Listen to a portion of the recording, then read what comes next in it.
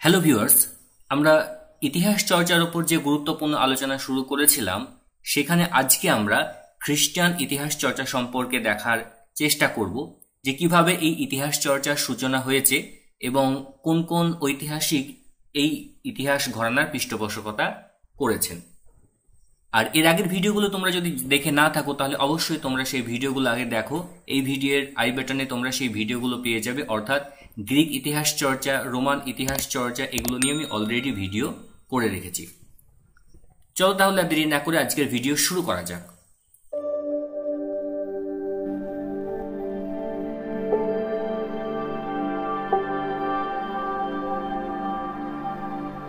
খ্রিস্টান নির্ভর ইতিহাস চর্চা ধর্মতত্ত্ব বা দিব্যতন্ত্র ইতিহাস চর্চা নামেও পরিচিত।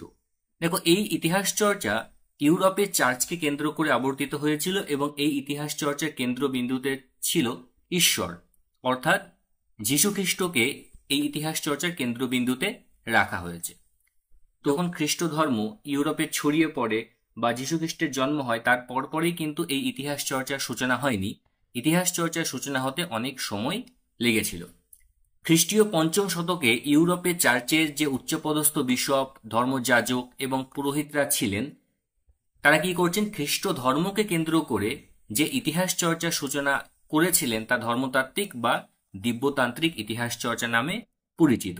অর্থাৎ এই ইতিহাস চর্চাতে কিন্তু ধর্ম নিরপেক্ষ কোনো বিষয় ছিল না, সবকিছুর আলোকেই তারা ঈশ্বরকে মেনে চলত।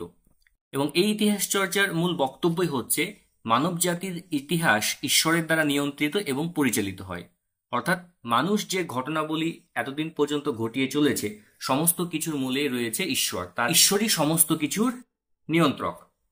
তো খ্রিস্ট ধর্মের আবির্ভাবের পরপরই এই ইতিহাস চর্চা কখনোই শুরু হয়নি। চার্চের ইতিহাস মনস্ক হতে সময় লেগেছিল প্রায় 3 শতাব্দী। এই যে ধর্মতাত্ত্বিক ইতিহাস চর্চা, সেটা কিন্তু এমনি এমনি শুরু হয়নি।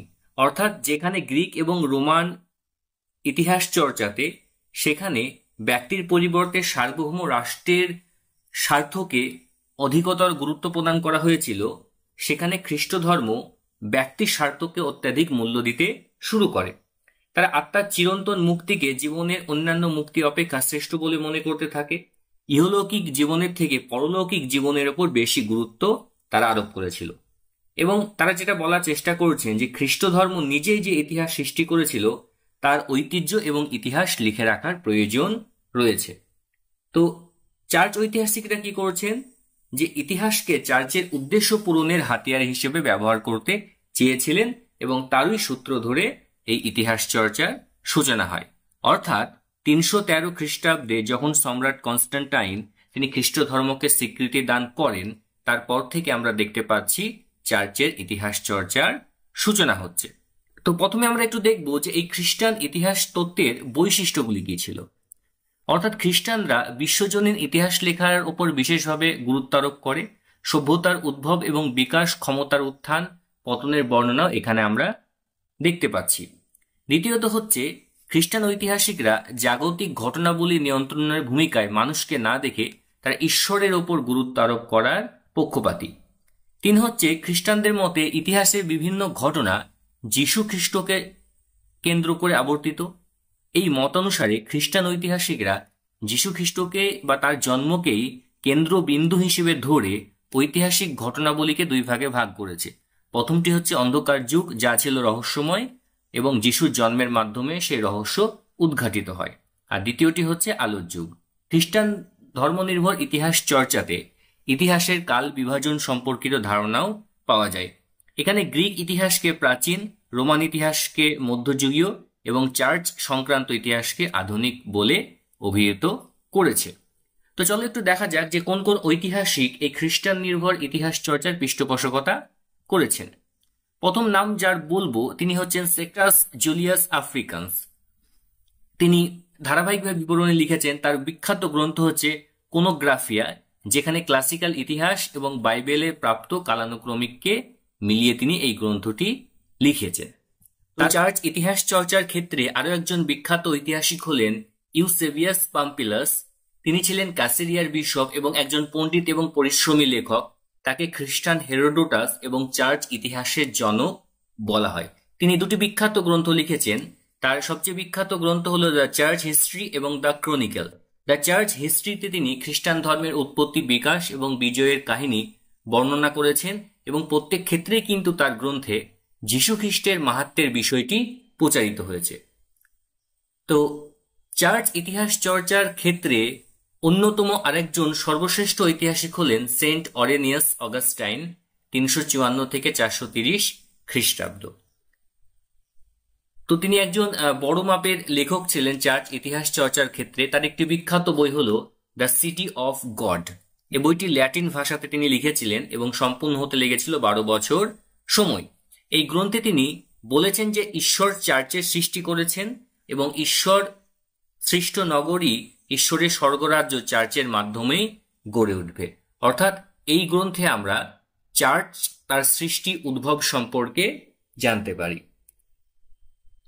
ধর্মতাত্ত্বিক ইতিহাস চর্চার ক্ষেত্রে অন্যতম একজন ব্যক্তি ছিলেন পাউলাম অরোমিয়াস। তার সময়কাল হল 380 থেকে 420 খ্রিস্টাব্দ। তো তিনি স্পেনে জন্মগ্রহণ করেছিলেন এবং সেন্ট অগাস্টাইনের একজন বড় ভক্ত ছিলেন। তার বিখ্যাত বই হল 7 book of history against the pagan. এই বইটিতে তিনি দেখান যে অবিশ্বাসী ইহুদি ও খ্রিস্টান সকল সাম্রাজ্যের ভাগ্য স্রষ্টার মহাপরিকল্পনা অনুযায়ী নিয়ন্ত্রিত হয়। অর্থাৎ এক্ষেত্রেও তিনিও সেই যীশুখ্রিস্ট বা ঈশ্বরের ওপর তার গ্রন্থে গুরুত্ব আরোপ করেছেন এবং বলছেন যে ঈশ্বরই সমস্ত কিছুর নিয়ন্ত্রণ। তো এই যে চার্চ নির্ভর ইতিহাস চর্চা, যেটাকে আমরা ধর্মতাত্ত্বিক বা চার্চ ইতিহাস চর্চা বলছি, এই ধরনের ইতিহাস চর্চার ক্ষেত্রে ঐতিহাসিকেরা মানুষের কাছে ঈশ্বর লাভের উপায়গুলি ব্যাখ্যা করতে বেশি আগ্রহী ছিলেন। ধর্মনিরপেক্ষ বিষয় বা বস্তুর প্রতি তাদের কোনো আগ্রহ ছিল না, ওই বিষয়ে তারা কিন্তু কিছু বলেওনি। এবং তাদের শেষ বক্তব্যই হচ্ছে মানব জাতির যাবতীয় যা ইতিহাস সমস্ত কিছু ঈশ্বরের দ্বারা নিয়ন্ত্রিত এবং পরিচালিত হয়। ঠিক আছে, এখান থেকে সেন্ট অগাস্টিন, তারপর ইউসেবিয়াস পেম্পিলাস, আরো যে কয়েকজন আমি ঐতিহাসিকের নাম বললাম যারা চার্চ ইতিহাস চর্চাকে এগিয়ে নিয়ে গিয়েছিলেন, তাদের বইয়ের বিষয়বস্তু নিয়ে কিন্তু প্রশ্ন আসার সম্ভাবনা সব থেকে বেশি। তো এই ভিডিওগুলো যদি ভালো করে দেখো এবং একটু বোঝার চেষ্টা করো, তাহলে নেট সেটে কিন্তু অনেক প্রশ্ন তোমরা 100% কমন পাবে। আর এইরকম নতুন নতুন ভিডিওর জন্য অবশ্যই এনলাইট হিস্ট্রি চ্যানেলটিকে সাবস্ক্রাইব করে রাখবে। আর আমাদের নেটের স্পেশাল ব্যাচে অ্যাডমিশন চলছে। তো তোমরা যদি আমাদের কাছে নেট বা সেটের জন্য গাইডেন্স চাও, তাহলে অবশ্যই আমাদের কাছে যোগাযোগ করতে পারো। এই ভিডিও নিচে ডেসক্রিপশন বক্সে আমরা কন্ট্যাক্ট নাম্বার দেওয়া রয়েছে। আমাদের এনলাইট হিস্ট্রি অ্যাপও রয়েছে, সেই অ্যাপও তোমরা ইনস্টল করে সেখান থেকেও বিভিন্ন কোর্সে জয়েন হতে পারো। তো আজকে এখানেই শেষ করছি, ধন্যবাদ।